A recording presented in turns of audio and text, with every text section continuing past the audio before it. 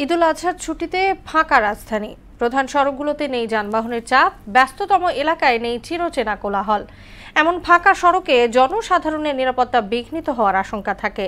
তাই রাজধানী জুড়ে চেকপোস্ট বসানোর পাশাপাশি টহল বাড়িয়েছে পুলিশ। নাদিম মোস্তফার ক্যামেরায় আরো জানাচ্ছেন মুনতাসির মামুন। ঈদুল আজহায় ঢাকা ছাড়ছেন লাখো মানুষ, তাই রাজধানী এখন ফাঁকা।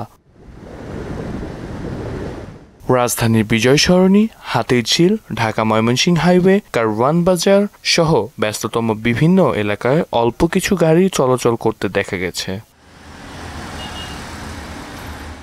ফাঁকা গুলশান, বনানী, মিরপুরের মতো এলাকাও। অনেকেই বলছেন কেবল ঈদের সময়ই দেখা যায় এমন চিত্র। এই ব্যস্ত নগরীটা আসলে এরকম সময় দেখা যায় না। বাইক চালায় অনেক শান্তি পাচ্ছি, যেখানে যাচ্ছে কোনো যানজট নাই, সহজেই গন্তব্যস্থলে যাওয়া যাচ্ছে। ওভার স্পিডে গাড়ি চালাচ্ছে, যে কোনো একটা ফাঁকা রাস্তা পথচারীরা পার হচ্ছে। ওয়ালটন আবারও মিলিয়নিয়ার অফারে ওয়ালটন ফ্রিজ কিনে আপনিও হয়ে যেতে পারেন মিলিয়নিয়ার। সেখানে যে কোনো একটা অ্যাক্সিডেন্ট হতে পারে, সেই জন্য না গাড়ি নিয়ন্ত্রণভাবে চালানো ভালো। ঢাকা শহরে ঈদের ছুটিতে এখন রাস্তাঘাট ফাঁকা এবং খুব ভালো লাগছে। সমস্যা হলো বেশিরভাগ হলো অটো রিক্সার, ওই অটো রিক্সার লেগে কোনো রাস্তায় মনে করেন পাবলিকও পালাইতে পারে না, গাড়ি হচ্ছে প্রাইভেট তো মনে করেন পালাইতেই পারে না।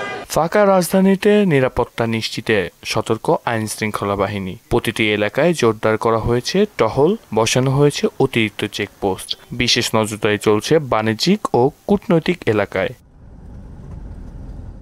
ট্রাফিক পুলিশ বলছে ফাঁকা শহরে দুর্ঘটনা বেড়ে যাওয়ার শঙ্কায় থাকেন তারা, তাই বাইকারদের হেলমেট ব্যবহারের পরামর্শ তাদের। এবার হেলমেটবিহীন প্লাস এক মোটরসাইকেল 3 জন, এটা অনেক টাইম কম দেখতেছি। আর যেগুলো পাচ্ছি ওই আইনের আওতায় আনতেছি। নারীর টানে বাড়ি ফিরেছেন নগরবাসী, তাই ব্যস্ত নগরী ঢাকা আজ যেন ফাঁকা।